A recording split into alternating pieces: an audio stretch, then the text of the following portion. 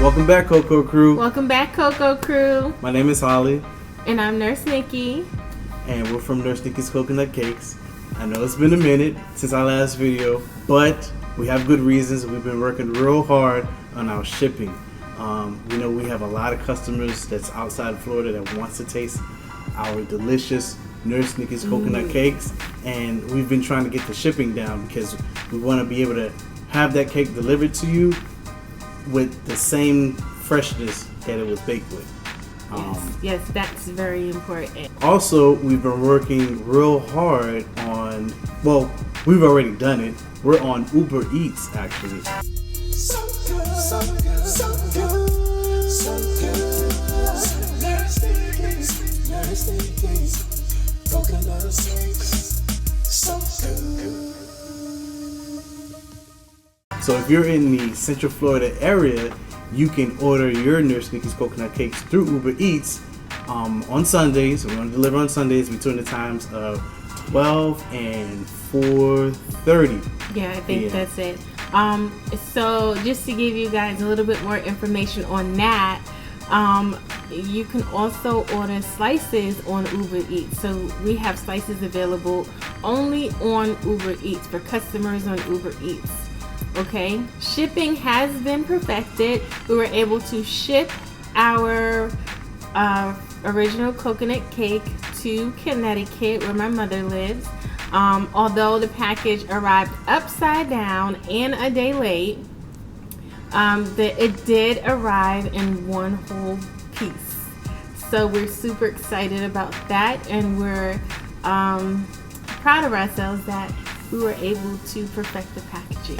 There's a lot of information that we learned when doing this, particularly with dry ice. But we're not going to go too much into detail because that's another video. Yeah, and we have some footage, that we want to share in the process of us getting that cake ready to be shipped out. But in today's video, we're going to go over the top 3 pros and cons when working underneath the cottage food law.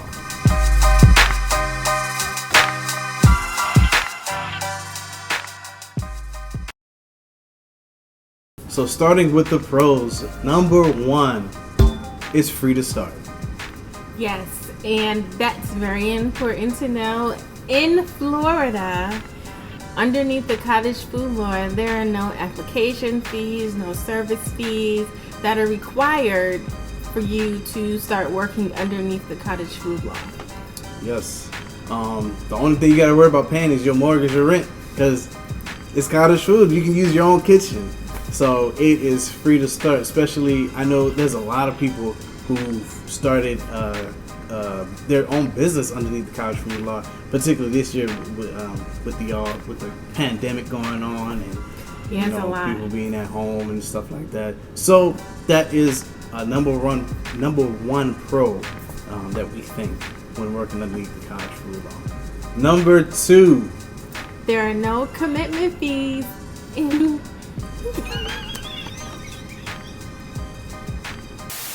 Number 2, there is no commitment fees. Again, man, come on. Come on. All right. Number 2, there is no commitment involved, guys.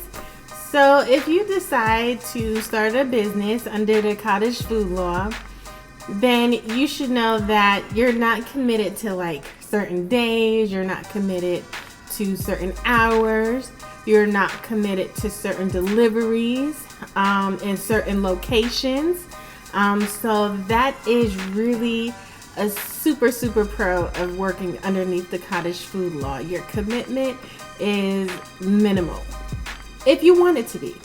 Yeah, you can decide to start off selling jelly, but then you're like, it's not for me. Then you end up selling cookies. So because you didn't have anything registered with the state, you're free to do whatever you want. That's true. All right. Number 3, there are no inspections needed to work underneath the cottage food law. So you can work in your kitchen, at your house, or at your auntie house or your grandmother's house, wherever you do the cooking at, and you don't have to worry about federal regulations, state regulations, anybody coming into your space and inspecting your space, okay? That's because you're not using any commercial appliances because you're not in a commercial kitchen when working underneath the cottage food. Most importantly, in the commercial kitchen. It's time to go over the cons of working underneath the cottage food law. The first con, number 1, hesitation from customers. Yes, that was one of the things that we had to deal with the most when working underneath the cottage food law. There was a lot of hesitation from customers. They wanted to know, they were asking a lot of questions, most importantly, like, where are you cooking? How do we know that you're following proper regulations and guidelines when it comes to handling the items that you're about to sell us? What rules are you mandated to follow in order to make sure that you're keeping your customers safe? So we had a lot of inquiries about that. So we had to put a lot of customers' minds at ease. And so that was one of the big cons of working underneath the cottage food law. Number 2, your address has to be on every label. And I did not like that. That was the number one thing I didn't like about that. You can ask me any question that you would like to ask me, and I got an answer for you. But when it comes to putting our personal address on the tags, on every tag, people just know where you live, like, that didn't sit right with me. But it is one of the rules you have to follow underneath the cottage food law. Somebody coming to your house at 2 o'clock in the morning, ask for some more cake. Hey, let me get some more cake.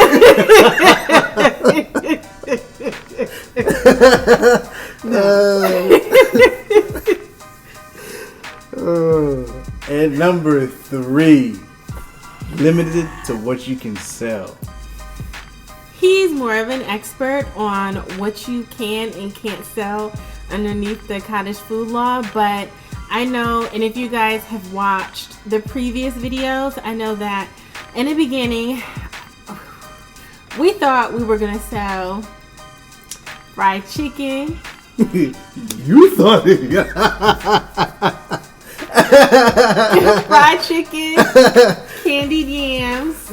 Oh, and man. what was the other thing? Mac and cheese. Oh, mac and cheese. Baked macaroni and cheese. And these are all my mother's recipes. And everyone loves them. Just like the cake was something that was handed down from my mother, and we revamped it. Mm-hmm. But, yeah. Which was handed down from her mother. Yeah, which was handed down from my grandmother. So my grandmother had a recipe. No, my grandmother had a recipe. My grandmother had a recipe. Mm-hmm. She handed it down to my mother. My mother didn't like, I'm not going to say their ingredients, but there was like 2 ingredients she didn't like with that recipe. So she revamped it, and then she handed the recipe down to me. And then me and him both together revamped it with my mother because she had to approve. Yeah. You had to get that Shirley stamp.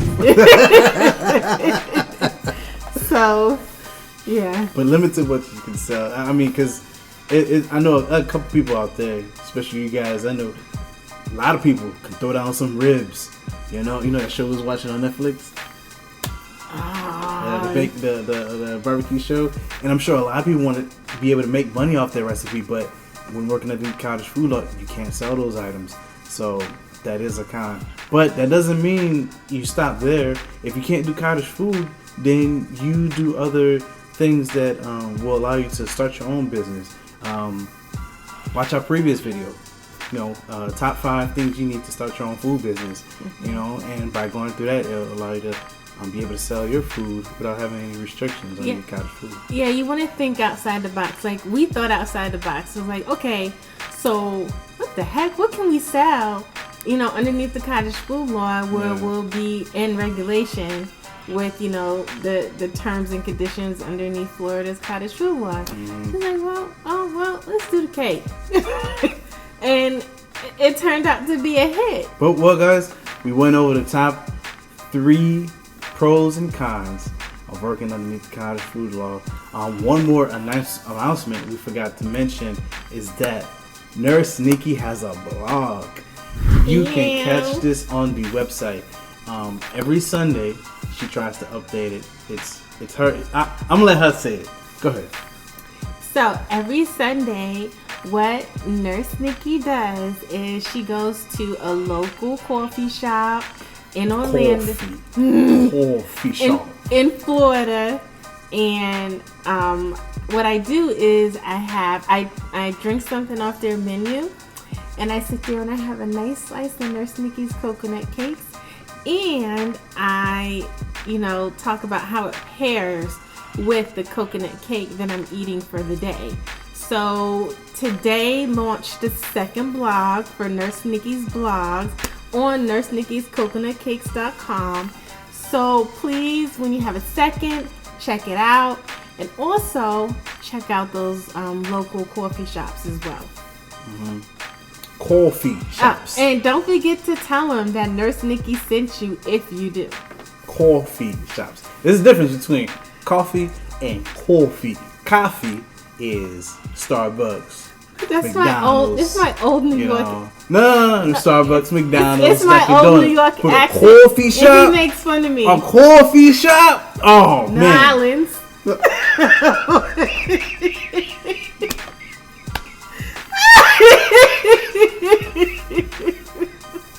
Why you can't let me breathe? You can't let me enjoy myself. Alright guys, well, we're gonna end the video right here. Remember, we haven't forgot about you guys. We have a couple other videos coming up. Our next video should be on how to create your own labels at home, budget wise. So remember, all the flavor minus the frosting.